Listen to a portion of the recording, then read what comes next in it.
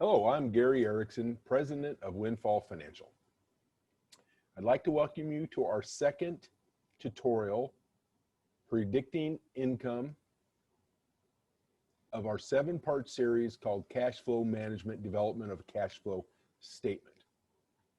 Windfall Financial is a holistic, comprehensive, fee-only, independent advisory practice. So what's all that mean? We are a small boutique firm simply due to the work demand, as I am a one-man shop trying to cover 3 financial disciplines. Okay, wealth management, where I create and manage custom portfolios to match your risk tolerance and life goals. Tax preparation, planning, and analysis to minimize your tax liability.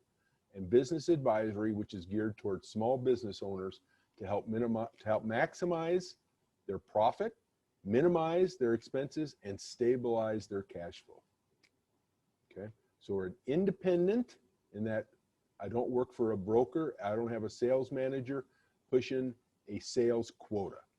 Fee only. I do not accept commissions, so I don't sell insurance or annuities. Strictly fee-based fiduciary, which means I've signed a sworn statement that's enforceable by some of the associations I belong to, where we swear we will put the client's interests above all. It's not a buzzword. We mean that, and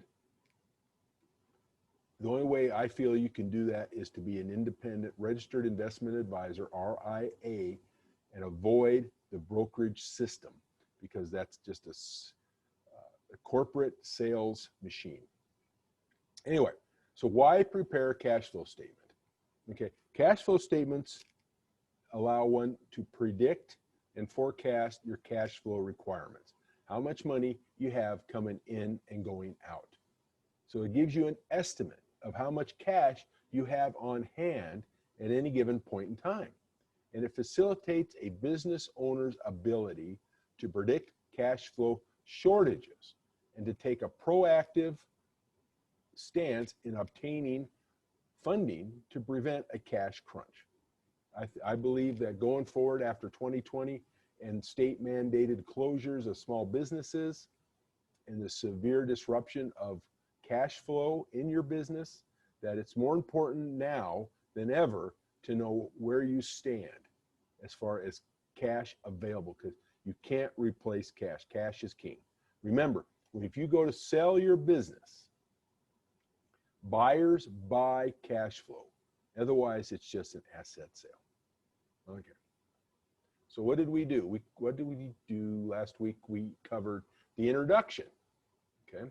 We discussed finding the right tool, which is in this situation, I'm using Excel, right? Microsoft Excel, but you can use graph paper and a pencil and a calculator. It'll achieve the same end result, just going to take a little bit more work. We determined that we're going to use a monthly time frame, because in my experience, that's what works best. But you can go weekly, bi-weekly, quarterly, whatever works for you. Tonight, we're going to cover sales forecasting, right? Predicting income, right? We covered the basic equation for cash flow statements, and just a little bit word to the wise, cash flow statements can be as complicated and detailed as you wish. We're actually developing what's called a cash budget, which is a simplified form of a more detailed cash flow statement.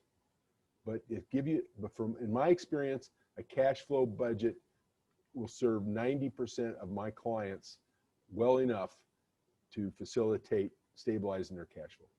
If you ever have any questions regarding the use of Excel or what I'm doing, if it's not clear, if you don't understand and you can't follow what I've been doing, don't hesitate to contact me. Here's my email address, right? Here's my phone.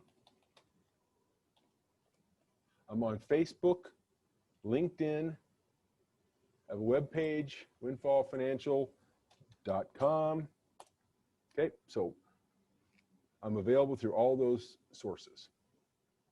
Real quick review last week, we kind of started to develop a template, right? Here's the formula: beginning cash flow plus income less expenses equals net income plus or minus any financing obtained in that period is an ending, equals an ending cash flow. Okay, so beginning cash plus income,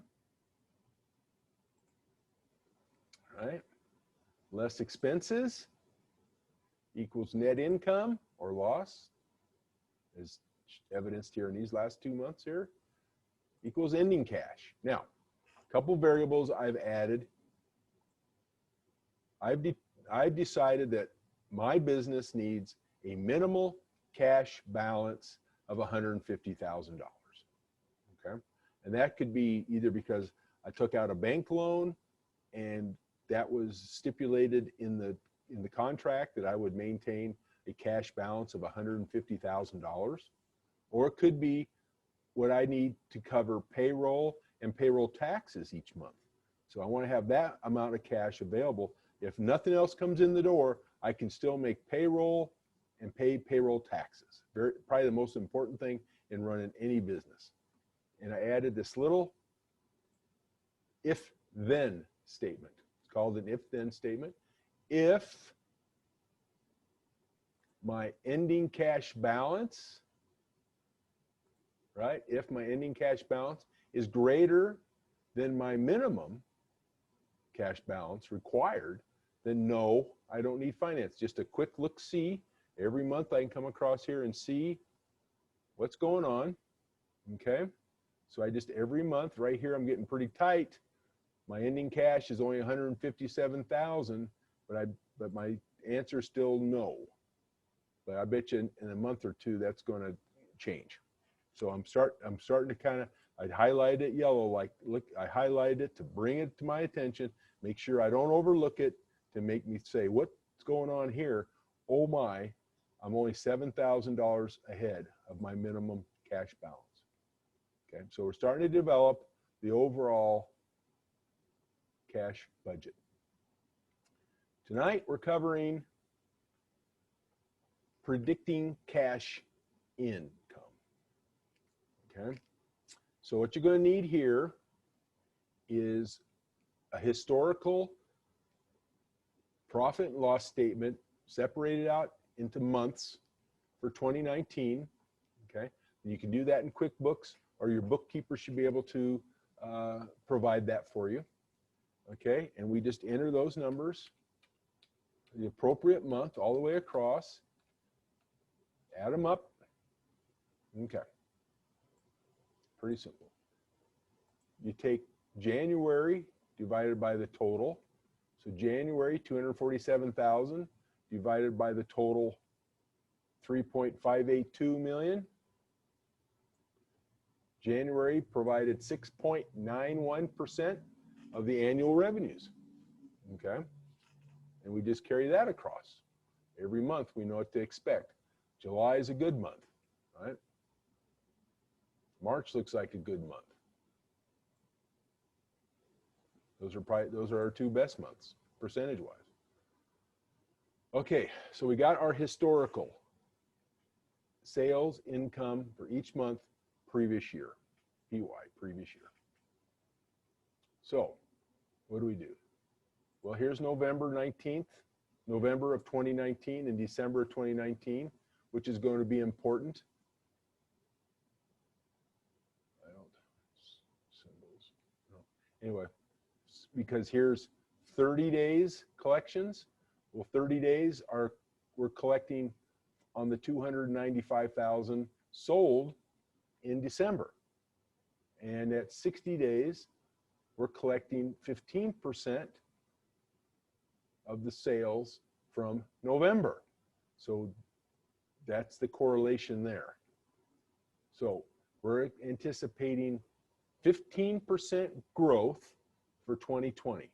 So here's 2019, 247 times 15% growth is 284,500 approximately.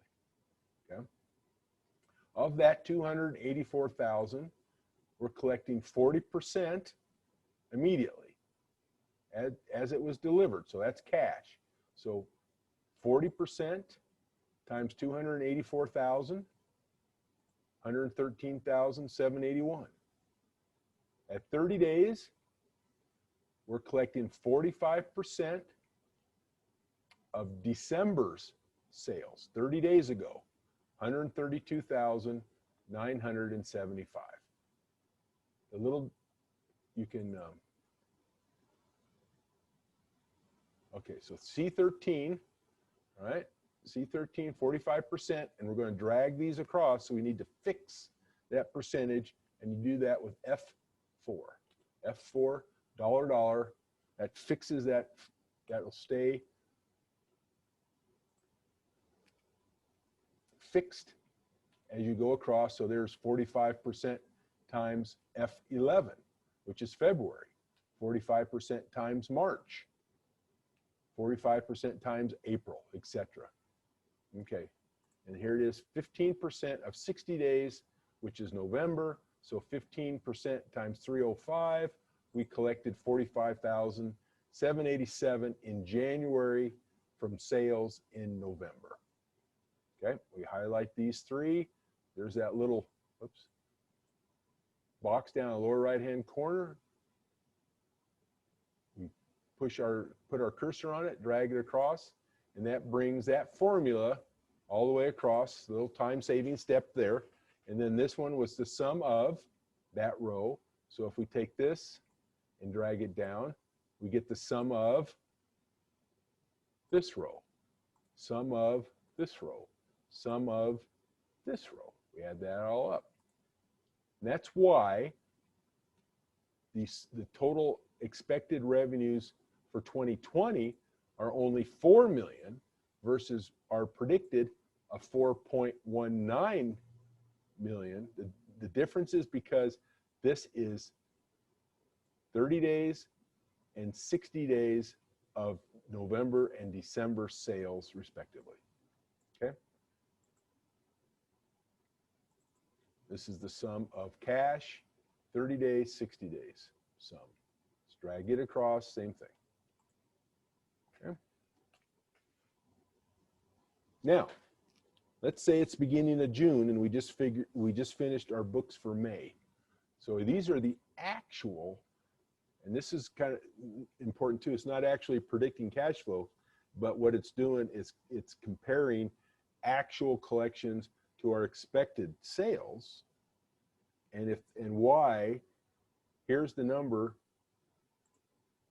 why are they different? Okay, that's the, you know, a lot of people, what they'll do is they'll build the cash budget. They'll do all the calculations. They get all these numbers, but what's missing is the comparison. Comparing, right? Expected minus collected, right?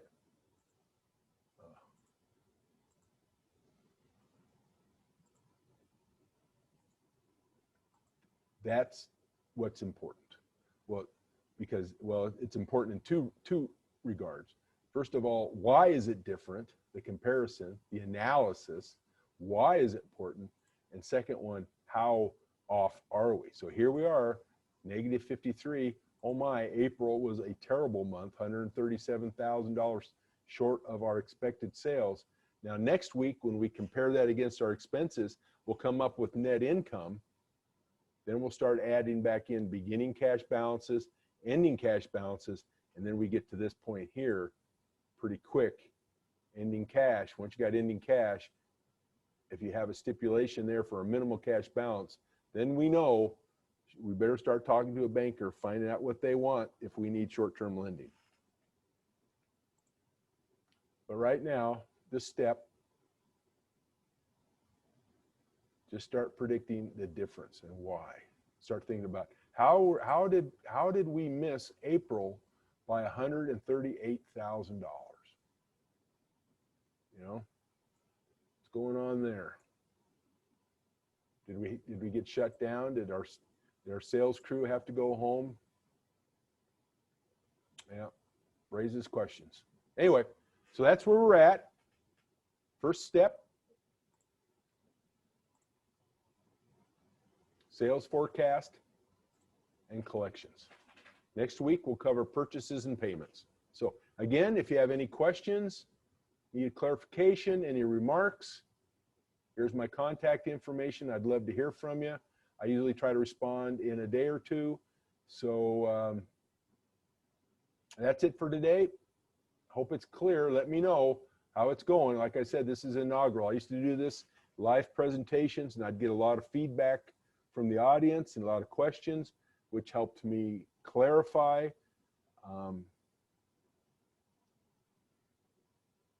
You know, I guess, you know, you need feedback to help clarify, making sure you're connecting, you're engaging the audience. So I need feedback. I appreciate feedback. And with that, I'll let you go. Have a good day. Hope this is helping. Good luck. Stay safe. Bye-bye.